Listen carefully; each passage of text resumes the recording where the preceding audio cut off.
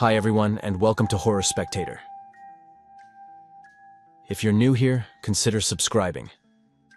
We dive deep into the darkest, most chilling real-life horror stories out there. And if you're a returning viewer, I'm so glad to have you back, friend. In this video, we're exploring two stories that took place in the Appalachian Mountains many years ago, and are now being told by the descendants of the people who lived through them. I really enjoy this format, where instead of reading stories written as if they happened to me personally, I'm sharing accounts of events that happened to someone more distant in the past. Maybe it's just a personal preference, or maybe it's simply because it's different from what we usually do. Either way, let me know what you think. Now, dim the lights, get comfortable, and let's head back into the mountains. And remember, viewer discretion is advised.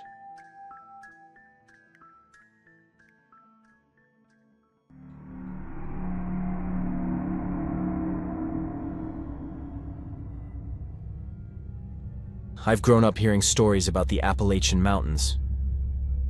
They were always there in the background of my life, like the sound of the wind or the smell of the cold when winter sets in. And ever since I was a kid, I remember my grandpa talking about West Virginia, where the roads wind around the mountains, and folks learn early that news travels slowly, but stories live forever. Most of the stories he told me didn't even start with him. They came from his mother, my great-grandmother. And I still remember her, even though I was very young when she passed. She didn't talk much, but when she did, everyone got quiet without even meaning to. She didn't say the mountains were magical or cursed or anything like that. She just spoke about them like they were watching, like they noticed things. And because of that, I always thought the stories were just part of the place, something you inherited along with the land and the silence. These days, we don't live in those mountains anymore.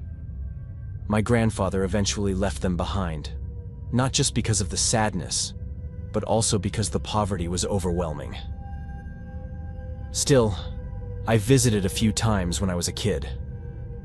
And even though my grandfather left that place, those mountains never really left him. And because of that, I feel like I inherited a little of it too. I don't live there, but sometimes it feels like I do. It's a strange kind of nostalgia, like missing a limb you never actually had. Like I was saying, on the days when my grandfather felt more melancholic or just bored, he'd sit down and start telling these stories. Then there was this one story my grandpa told me that was different. And the way he spoke when he told it, slower, more careful, always made me feel like we'd crossed some kind of line from stories into memory.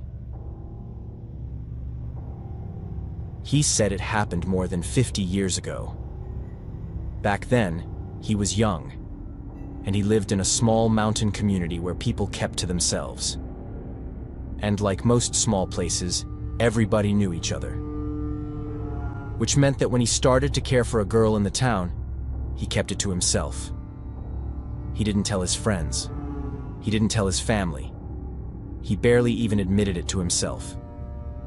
He said he'd always been quiet and shy, and the fear of being laughed at or just turned down was enough to keep his feelings buried. But still, the feeling was there. And even if nobody else noticed, he knew he looked out for her more than he did for anyone else. And then, one day, completely out of nowhere, he found a letter at his door with her name signed at the bottom. The letter said she felt the same way. It said she liked him, but that she was afraid of her father finding out. So she wanted to meet him in secret, deep in the woods, at a place he already knew. That way they could talk in private and maybe even plan a future together. And right there, he said, was the first strange thing. Because back then, especially in that part of the world, she almost certainly couldn't read or write. Women didn't get much schooling, especially poor ones. But he didn't think about that at the time. All he saw was a door opening where he thought there wasn't one. And when you've spent your life being quiet and careful, and then suddenly something feels possible, you don't always question it. So he went. He told me that from the moment he stepped into the trees, something felt wrong. Just in that slow, creeping way that makes you realize you're farther from home than you meant to be. For the first time since receiving the letter, he stopped thinking with his heart and started thinking rationally. And for the first time, he was beginning to question things. But because he'd already decided to go, he kept walking. Step after step, deeper and deeper into a part of the woods where people usually didn't wander. Especially not young women alone. And as he walked, he noticed little things. A sound here, a shift there. Nothing clear, nothing he could grab onto, just enough to make him feel watched without knowing why. And then, the next thing he remembered was being hit hard in the head. There wasn't really a moment to describe. Just being there, and then not being there. Everything was dark. When he finally woke up, he realized he was lying on the ground inside a cave, one of the many old caves scattered around that region. His head was pounding. He couldn't think straight. And when he finally focused enough to understand where he was, he saw his friend leaning over him, shaking him, trying to wake him up. His friend told him he didn't have time to explain anything. He just kept saying one thing. They had to leave before the people who brought him there came back. Because if they did, he wouldn't be leaving at all. And that was when my grandpa realized something he'd only ever heard whispered about. Because in those hills, way back then, there were always rumors. People who lived by their own rules. Far away from everyone else. And who sometimes did things no one wanted to look too closely at. He had heard about them. Everyone had. But those were always other people's problems. Other people's stories. This time, it was him. And because his head was foggy, and his legs barely worked, and fear does strange things to people, he didn't argue. He didn't plan. He didn't even think. He just ran for his life. And the whole time, he didn't look back. Not once. He just kept going until the trees finally thinned out and the world started to look like home again. Somehow, and he never really knew how, he made it back. He hadn't planned to run toward the village. He had only planned to run. But it was as if his body knew that was the right direction, and for that, he was grateful. That is, until he looked back and realized he was alone. He waited for more than half an hour until his own breathing calmed, but Caleb never came back. After that night, his friend was simply gone. People said he was missing. They talked quietly, then they stopped. And because it was a remote place, and because the police rarely came out that far unless they absolutely had to, nothing much happened. The only family Caleb had was his father, who in reality spent most of his time drunk and too preoccupied to even notice that his son was no longer there. Life went on, at least on the surface. But inside, my grandpa never moved past it, because he kept replaying just one thing. He had never turned around. He had never checked. He had just run. And he never saw his friend again. And the worst part was not knowing. Not knowing whether his friend had been taken too. or whether he had been part of it all along and changed his mind at the last minute. There were no answers, just silence. He told me that was the single greatest regret of his life, that he had been so scared he hadn't even thought to look back. After that, he almost never went into the woods again. And when he did, he was never alone. As for the girl, she never knew anything about it. She couldn't have written the letter. She married a few years later and built a life of her own. My grandpa never married her. He eventually had a child, my father, but that was different. He said a part of him had been left behind in those hills. And through all of this, the stories continued. They always did. He used to say that ever since he was a small boy, he remembered his mother talking about the mountains and the people who lived in them, about how things happened out there that never made it into any newspaper. And when I was little, listening to him felt like being connected to something older than both of us. Some stories he heard, some stories he imagined. But this one, I truly believe he lived it, even if some details may have been forgotten or slightly altered over time. I believe the core of it really happened.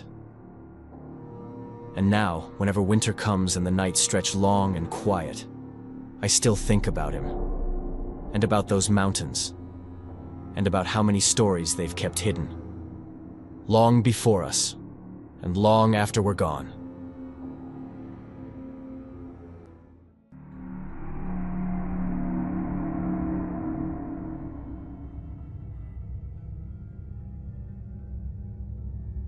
When I tell this story, I always start by saying that it happened more than 45 years ago. Back when the winters in the Appalachian mountains felt colder, and the silence carried heavier things than just snow. It's the kind of story that never really settles. It sits inside a family for decades, slowly pulling threads loose until everyone is left with their own version of what they think happened. And none of those versions bring peace. And so, this is not my story. It belonged first to my mother, and before that, it belonged to my aunt. The woman who went into those mountains looking for her niece and came back different. My cousin was never found. My aunt never really came back from that place either. And my mother's side of the family, well, the truth is that nothing was ever truly whole again. That happiness that had always seemed to surround the three sisters just disappeared. I'm telling it now because recently, for a brief and painful moment, we thought she might have been found in Canada. Or rather, we thought someone had found a woman who could have been her.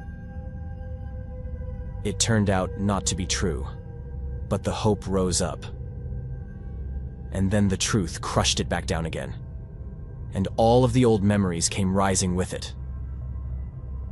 So this is what happened, as my mother told it. Back then, there was no technology like today. No constant contact, no location sharing, nothing like that. My cousin had gone up into the Appalachian mountains to stay in a cabin for a few weeks while she worked on a horror story for her college dissertation. A lot of people knew she'd be there. Professors, friends, relatives. And maybe that never meant anything. Or maybe it meant everything. No one ever figured that part out. The only thing we know is that there were several male classmates who were jealous that my cousin, a woman, had received the scholarship they wanted. And every single one of them knew exactly where she was going to be. Maybe it was her innocence, her belief that not everyone is cruel or jealous, that led her to her end. She hadn't given any sign of life for over 5 days. Normally she wrote letters, or at least called from a payphone in town. But this time, nothing. Her mother, my aunt's sister, had been sick, too sick to travel. So it was my aunt who went up there to check on her, thinking, or maybe hoping, that it would be something simple. A broken phone line, a lost letter, something explainable. The mountains were coated in winter. And as my aunt drove, she kept telling herself that everything would be fine, because that's what you do when the alternative is unthinkable. Then, almost by accident, she saw a single sneaker lying at the side of the road. She wouldn't even have noticed it if the light hadn't hit it just right, if something inside her hadn't told her to slow down. But she did slow, and then she stopped. On both sides of the road there were only trees. Dark, quiet, endless trees. And that sneaker, sitting there in the snow like it had been placed rather than dropped. She recognized it. She had seen my cousin wearing them not long before. And that certainty, that sickening familiarity, froze her where she sat. She thought about getting out, about picking it up and keeping it as proof. But the forest felt wrong. It felt like something was there, watching her. So instead, fear made the decision for her. She stayed in the car, started it again, and continued toward the cabin. When she reached the cabin, the first thing she noticed was the door. It wasn't fully open. It wasn't fully closed either.